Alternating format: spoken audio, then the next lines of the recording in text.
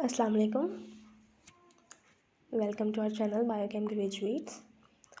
Okay, so students, we have done with metabolism, general introduction, catabolism, anabolism, and enzymes involved in glycolysis. After this, I am going to tell you about glycolysis, like what is glycolysis, why glycolysis is important. Okay, so let's start. Glycolysis basically, glycolysis is a metabolic pathway, we know, in which uh, we break down the glucose into two molecule of pyruvate. And during this process, some energy is captured as ATP and some energy is captured in the form of NADH. ठीक है, ATP की formation होती है substrate level, ठीक है, NADH जो है वो बनता है इसके अंदर।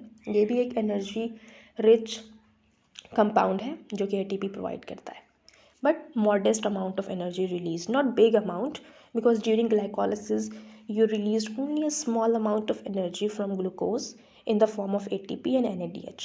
And NADH, after taken to the electron transport chain, and there we make more ATP. Okay, when NADH passes through the electron transport chain and then it releases its energy in the form of ATP. So we will discuss it later, but now we have to focus on our glycolysis. Okay, so when we talk about glycolysis is from glucose up to pyruvate. ठीक है, मतलब कि जब हम glycolysis की बात करेंगे तो ग्लाइकोलिसिस में हम ग्लूकोज से लेकर पायरुवेट बनने तक का जो पूरा प्रोसेस है ना, 10 स्टेप्स, हम उसको डिस्कस करेंगे क्योंकि ये मेजर स्टेप्स हैं। और ग्लाइकोलिसिस ग्लूकोज से लेकर पायरुवेट पे एंड हो जाता है।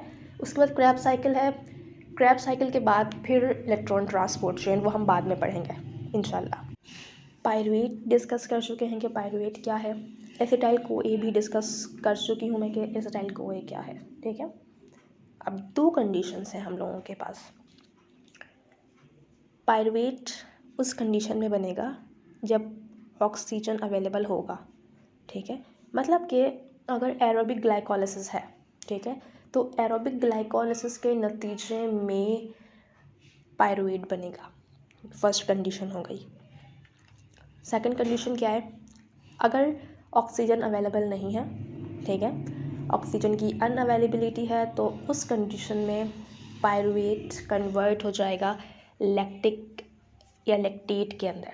ठीक है, by the action of enzyme lactate dehydrogenase. ये भी एंजाइम वाले लेक्चर में एंड में बिल्कुल ये मैंने क्लियर कर दिया था कि अगर एनएरोबिक ग्लाइकोलिसिस होगी तो उसके अंदर क्या होगा कि पायरुवेट कन्वर्ट हो जाएगा लैक्टेट के अंदर।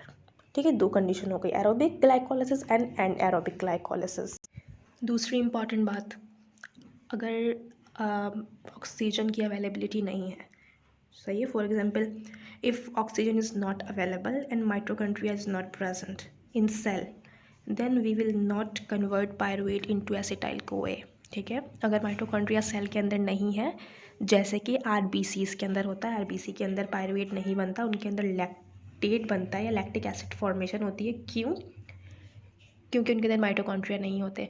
जब माइटोकॉन्ड्रिया नहीं होते तो वो एंजाइम नहीं होता जो कि पायरुवेट बना सके। ठीक, सॉरी, पायरुवेट को जो है वो एसिटाइल CoA में कन्वर्ट कर सके, जिसका नाम है पायरुवेट डिहाइड्रोजिनेज कॉम्प्लेक्स। ठीक है, वो एंजाइम नहीं होता। उस एंजाइम के नहीं होने की वजह से ऐसे सेल्स जिनके अंदर माइटोकॉन्ड्रिया नहीं होते वो फिर एसिटाइल CoA नहीं बना सकते। और दूसरा ड्रॉबैक फिर क्या है कि अगर फॉर एग्ज़ाम्पल कि अगर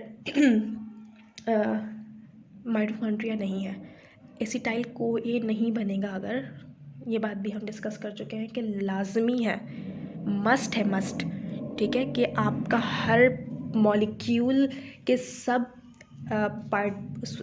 पार्ट्स को, लाइक मोनोमर्स को, अमाइनो एसिड को, लाजमी है कि वो कन्वर्ट हो एसिटाइल CoA के अंदर, अदरवाइज़ वो क्रैब साइकिल के अंदर नहीं जा सकते। ठीक है, तो फिर एसिटाइल कोई नहीं बनेगा तो फर्दर क्रैब साइकिल नहीं चलेगी। ये दूसरी इंपॉर्टेंट बात थी, इसको ना नोट करते जाएं इसको साथ साथ, ठीक है। अच्छा, इसके एग्जाम्पल के अंदर एक बहुत इंटरेस्टिंग एग्जाम्पल है आरबीसीज़ की ना, ठीक है। हम लोगों को पता है कि आरबीसी जो है वो ऑक्सीजन सप्लाई मतलब का काम है उसका ना, वही ऑक्सीजन सप्लाई करवा रही होती है हम लोगों के बॉडी के अंदर।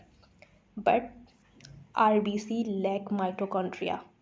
RBC themselves does not use oxygen and it undergoes anaerobic glycolysis. They are very honest transporters we can say, ठीक है, कि इनके पास बहुत एक बल्क क्वांटिटी के अंदर ऑक्सीजन प्रेजेंट होता है, मगर वो इतने ऑनेस्ट होते हैं कि वो खुद वो ऑक्सीजन यूज़ नहीं कर रहे होते हैं। अच्छा, उनकी ऑनेस्टी का जो है वो सीक्रेट भी यही है कि आरबीसी के पास माइटोकॉन्ड्रिया नहीं होता। अगर आरबीसीज़ के पास माइटोकॉन्ड्रिया प्रेजेंट होता तो डेफिनेटली वो ऑक्सीजन यूज़ कर सकते थे, बट उनके पास माइटोकॉन्ड्रिया नहीं होता, ठीक है।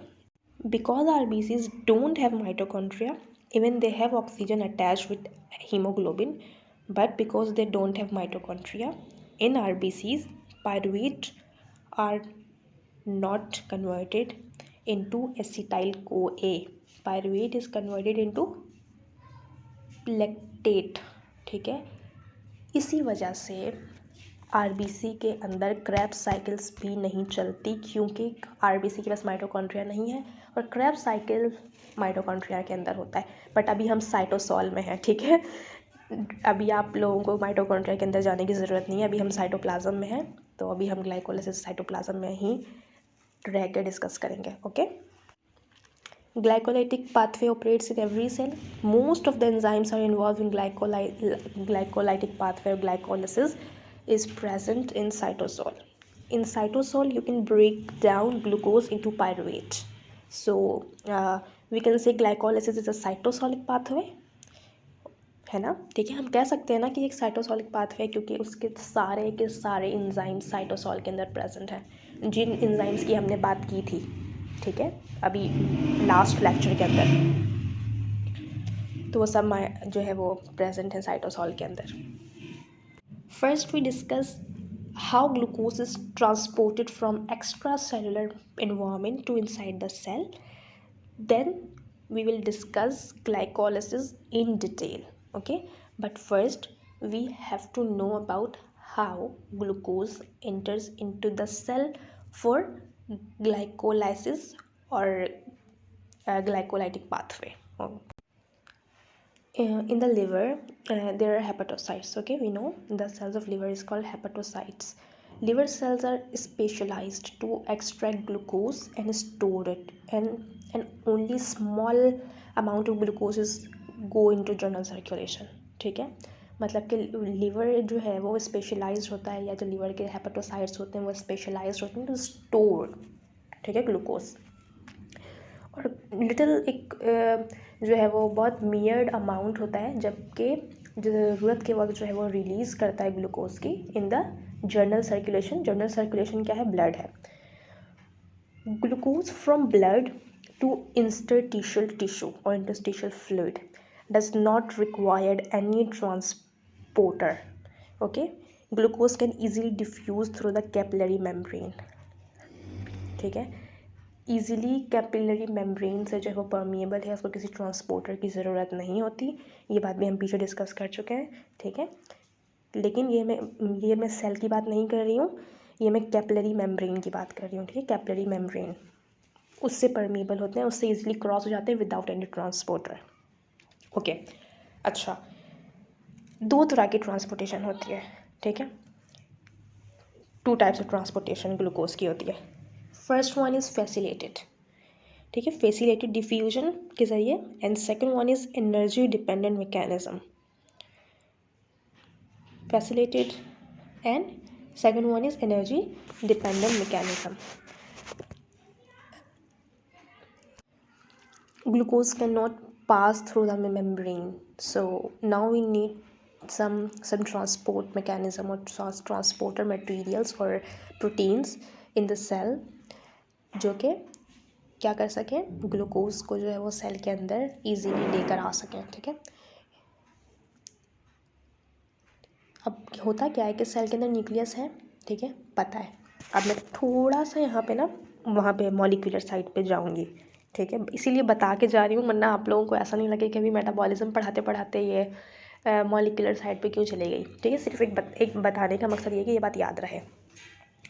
अच्छा, होता क्या है कि न्यूक्लियस है, ठीक है, जीन एक्सप्रेशन होती है, मैसेंजर आरएनए बनता है, मैसेंजर आरएनए, ठीक है, मैसेंजर आरएनए का काम क्या है, प्रोटीन बनवाना है। ठीक है, कुछ ऐसे प्रोटीन्स बनते हैं जो कि ट्रांस मेम्ब्रेन प्रोटीन होते हैं। ठीक है, ट्रांस मेम्ब्रेन प्रोटीन मतलब कि वो सेल से आर पार हुए हुए होते हैं, ट्रांस हुए हुए होते हैं। ठीक है, तो बेसिकली वो प्रोटीन जो है वो पूरी ट्रांसक्रिप्शन हुई, ट्रांसलेशन हुई, प्रोटीन फॉर्मेशन हुई, मॉडिफिकेशन हुई, सब हुआ, देन उसके बाद वो ट्रांस मेम्ब्रेन प्रोटीन बना और जो कि सेल के सरफेस पे अटैच हुआ हुआ, ये वो ट्रांस है। ठीक है, तो बेसिकली ये क्या कर रहा है, चैनल प्रोवाइड कर रहा है ग्लूकोज को to enter inside the cell.